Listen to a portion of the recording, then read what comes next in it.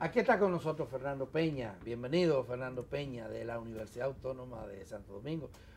Fernando ha estado al frente de los representantes de la sociedad civil en el Consejo Económico y Social, peleando el pacto eléctrico. ¿Es así? ¿Sigue siendo esto? Bueno, no es exacto. Saludos, Melissa. Hola, Fernando. Cuánto tiempo, qué bueno encontrarles. Lo primero es que, debo decirlo con bastante responsabilidad, ahora, en este momento, no estoy aquí ni siquiera en representación del observatorio. ¿Ah, sí? No. Porque el observatorio no reunió para que yo viniera ahora, pero sí en mi condición de ciudadano que ha participado de ese proceso y que tiene una conciencia de eso. Y además, por la UAS, que es una entidad mucho más amplia que cualquiera de sus órganos, las posiciones oficiales van siendo establecidas y serán terminadas de establecer por nuestra rectora, por las autoridades centrales. Pero sí profundamente preocupado porque hemos acompañado a sociedad civil durante todo este proceso desde la academia, participando en nuestras funciones desde el observatorio y además como ciudadano y como investigador. Y nos hemos metido tanto en el pacto eléctrico que Fran, mi hermano, tú sabes cuál es, a veces es a mí que me dicen el ingeniero, de tanto que nos hemos metido en la cosa, ¿no? Estamos incluso desde ayer muy sorprendidos con la situación que se ha creado alrededor de la discusión del tema del pacto, porque como el país sabe, 3 años de letargo precedieron esta situación de ahora. Y ese letargo de 3 años fue con la realidad cambiando y una serie de elementos aparecieron. Punta Catalina, que se dijo que el pacto era para blindar a Punta Catalina, lo recordamos todos, cuando bichara, ni siquiera era tema de discusión del pacto. Se impuso al final ponerlo como tema, pero de manera muy lateral. Pero Punta Catalina era un proyecto. Hoy es una realidad metida en 2 procesos judiciales y en una situación de crisis todavía del sistema eléctrico nacional, pero produciendo energía. Entonces, la realidad ha cambiado y por tanto, todo lo que se había hecho hace 3 años tenía que incorporar ahora, en este periodo, elementos nuevos. Pero además, el pacto no había sido terminado de discutir. Ustedes recuerdan que eso se interrumpió abruptamente, lo discutimos en múltiples veces, incluso en este mismo programa, y el proceso fue interrumpido, quedando pendiente una serie de temas que ya habían sido discutidos en la plenaria y estaban en el marco del G20, ¿no? Del grupo de los 20, y en el G5, que era el que redactaba las cosas, que después las veía el Comité Técnico de Apoyo. Era un proceso porque se creó toda... Ahí tenían los G20, los G5. Sí, G5 y G20. Pero ahí está el Comité Técnico de Apoyo, que es un órgano natural del pacto, que incluso es el responsable de elaborar los documentos que se presentan en la plenaria, que es quien decide. Bajo la metodología de que mientras todo no esté acordado, nada está aprobado. Entonces se fueron produciendo consensos y disensos, y cosas fueron quedando pendientes. El trabajo no se terminó. Actualmente, sí. Fernando, perdón, exacto. ¿Qué está pasando con el pacto? Yo vi que hay una convocatoria, hay una convocatoria para mañana en el Palacio Nacional. Pero ¿correcto? para firmarlo. Exacto. ¿Y qué tú vas a firmar si el documento no ha sido producido por los órganos del pacto, como el CTA? No ha sido producto. ¿El CTA qué es? El CTA es el Comité Técnico de Apoyo, que es el órgano del pacto que tiene esa responsabilidad, que integra a todos los actores, un equipo técnico. ¿A ustedes lo consultaron antes de esto de ahora? Ajá. Se estaba haciendo una consulta para que se firmara. Y el sector social desde noviembre le planteó, se reunió con Rafael Toribio, que se reunió en el CES, discutió en sus asambleas, el sector eléctrico del pacto, se reunió y planteó que eso era inconveniente y que debía retomarse la metodología, que nadie podía abrogarse el derecho de sustituir esos órganos. Y se han sustituido todo y se ha violentado la metodología. Y se tomó un documento que incluso se puso a circular de nuevo ayer, que fue el presentado en aquel momento por el gobierno anterior, Magdalena, Gustavo Montalvo, en aquel momento. Y el PRM se opuso. Y que el PRM se opuso. Y que ahora se está validando entonces. Pero entero. Es más, por escrito, Toribio nos dijo al sector social, en una comunicación, que el pacto, que el documento de pacto que hay debía firmarse ahora sin ningún tipo de modificaciones y que Eso incluye que hasta los calendarios que tenía el anterior hay que mantenerlo, lo cual es una locura, lo cual va a ser un producto definitivamente inaprensible, que no va a servir de nada.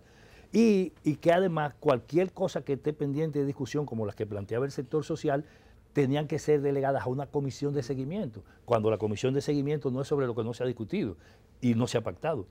La comisión de seguimiento, según las reglas establecidas, es sobre lo pactado. Bueno, y eso es la ¿quiénes van a firmar el pacto? No se sabe. Porque el Consejo Económico y Social fue reestructurado. Se cogieron nuevos delegados de todos los sectores. Todavía no se ha completado, faltan 2 delegados, en el caso del sector social, creo que del sector cooperativo, falta el sector campesino, pero está prácticamente completo y debió ser convocado y tomar iniciativas, porque hay otra cosa. De alguna manera entramos en un limbo. ¿Quién va a conducir finalmente el pacto en esta fase? ¿El CES anterior o el CES de la ley? Porque eso son de las cosas, y además, ¿quién convocó? Si hay un documento de pacto, ¿qué organismo lo elaboró? Si se han hecho correcciones, ¿qué organismo lo hizo? Entonces, nada de eso es transparente. ¿A qué tú atribuyes, Fernando, esta prisa y esta sorpresa? Así, mira, a la presión del alto empresariado y de los grupos generadores, pero no tanta que son los que están... Se había dicho que en diciembre... No, digo en la convocatoria, porque sí. fue sorpresivamente. Y la convocatoria la hicieron ayer después del mediodía, para la firma, para mañana.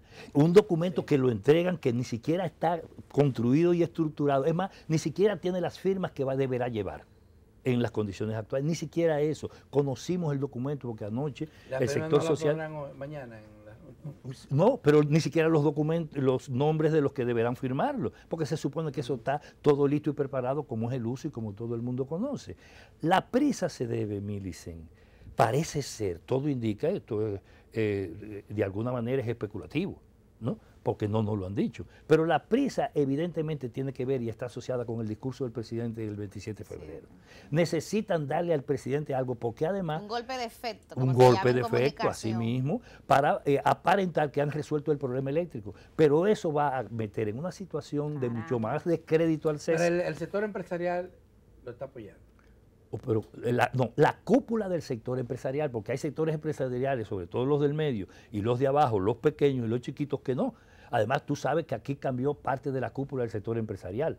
A Herrera no lo dirige quienes lo dirigían. A Herrera lo dirige el grupo Vicini actualmente. Así hay que ser directo en las cosas.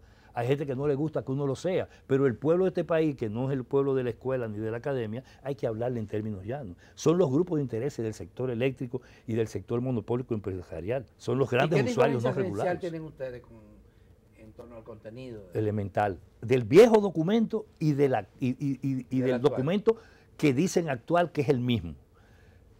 No se asegura que no le van a subir la tarifa a los usuarios, sino que la van a subir.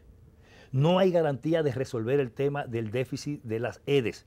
33%, 12 técnicos, 23% de la energía aquí se le paga a los generadores. ¿El déficit ese de la pérdida? De las pérdidas. 23% de la energía aquí se le paga a los generadores y ni siquiera se factura en la sede.